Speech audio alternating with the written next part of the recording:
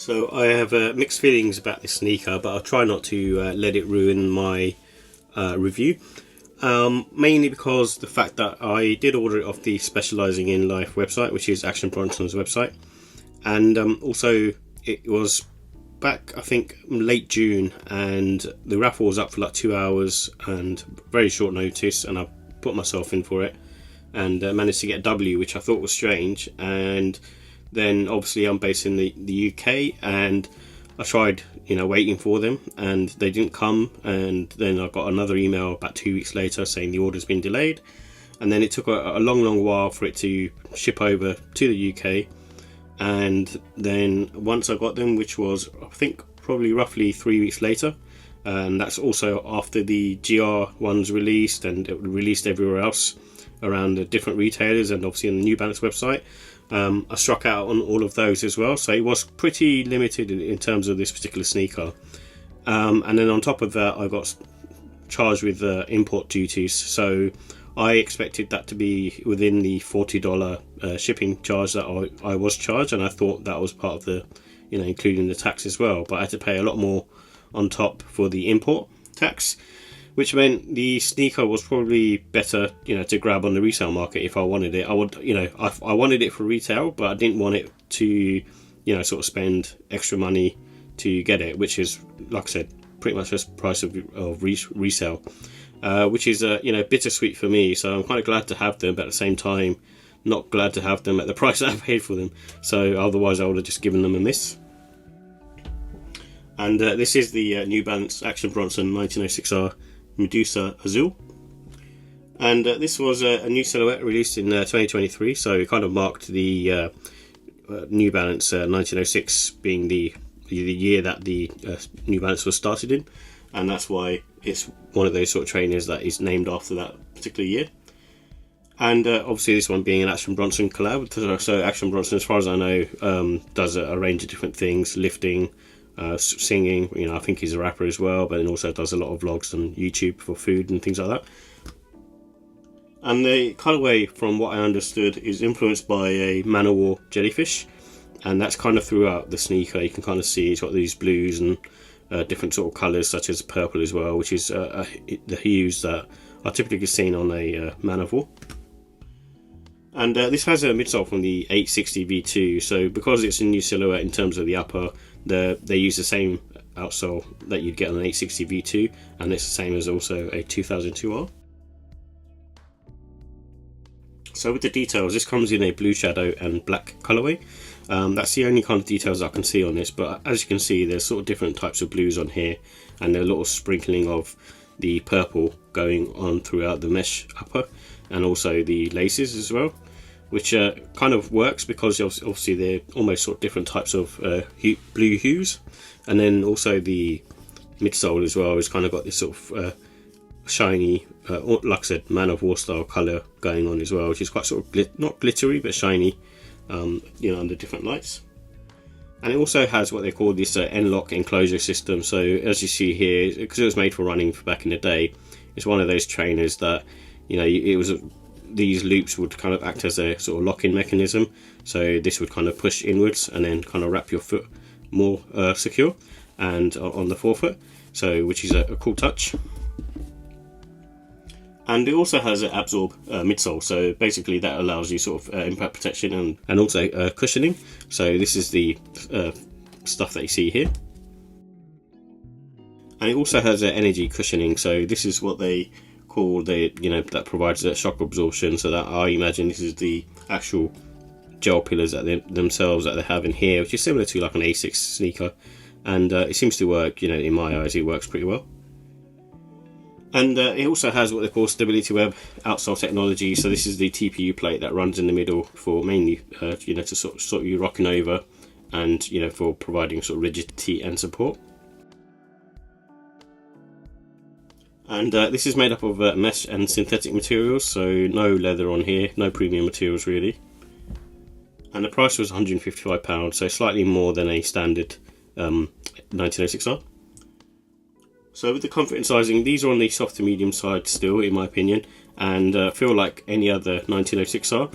I feel like I don't know if it's me, but I feel like the insole is slightly on the cheaper side.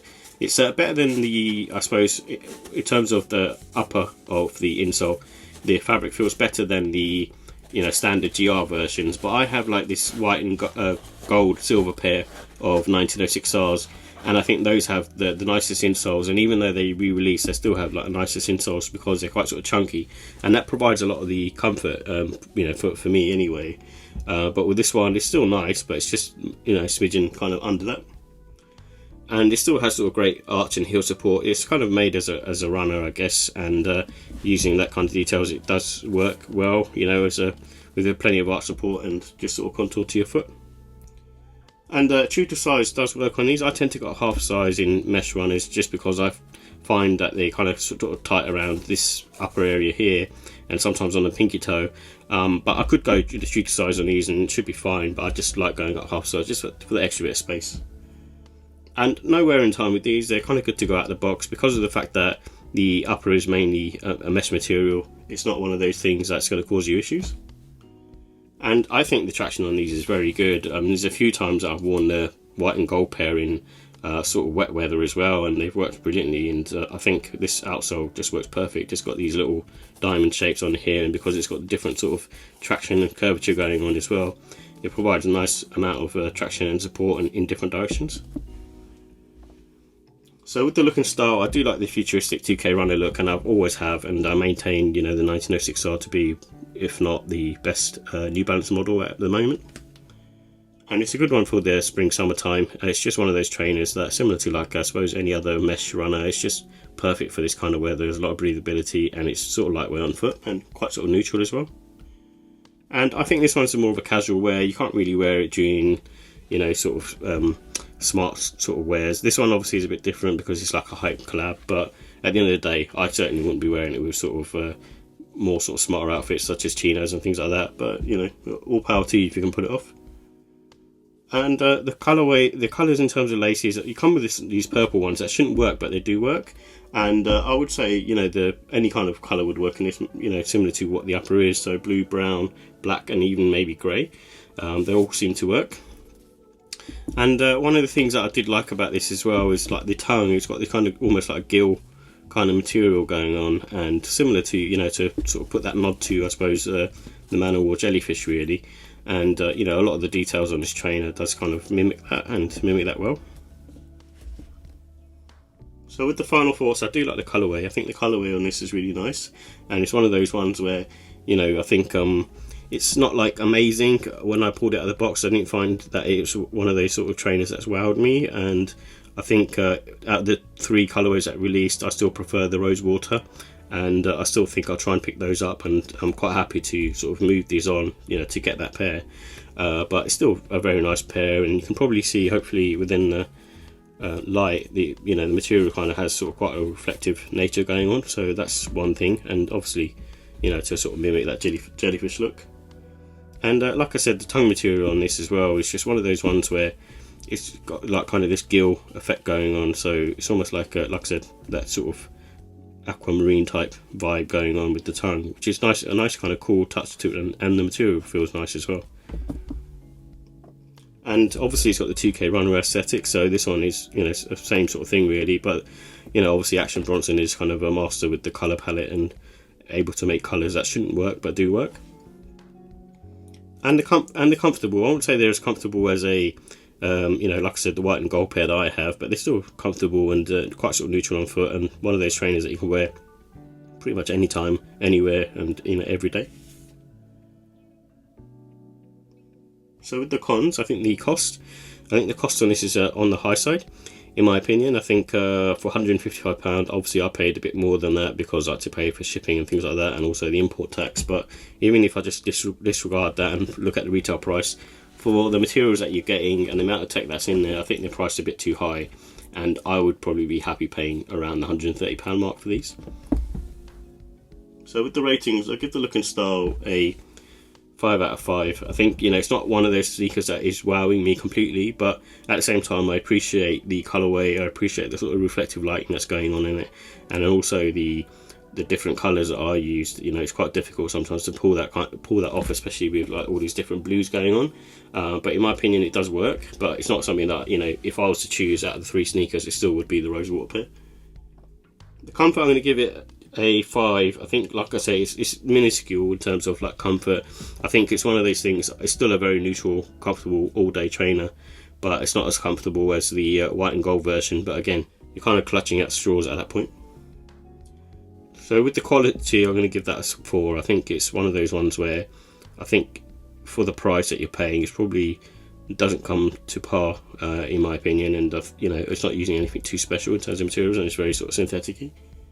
And the pricing, I'm going to give that 4. Like I said, it's priced a little bit too high in my opinion. I think if they sorted that out, then it's one of those sneakers that is, you know, arguably one of the best sneakers to sort of wear day in, day out. But I still think overall it's a 5 out of 5. It's a really cool collab, you know, one of the best ones of this year. You know, everyone has a personal preference on what they like within this sort of triple pack, whether it's the Scorpius pair, the Rosewater pair, or this Azul pair. But you know, like I said, for me it's the Rosewater pair and then this one.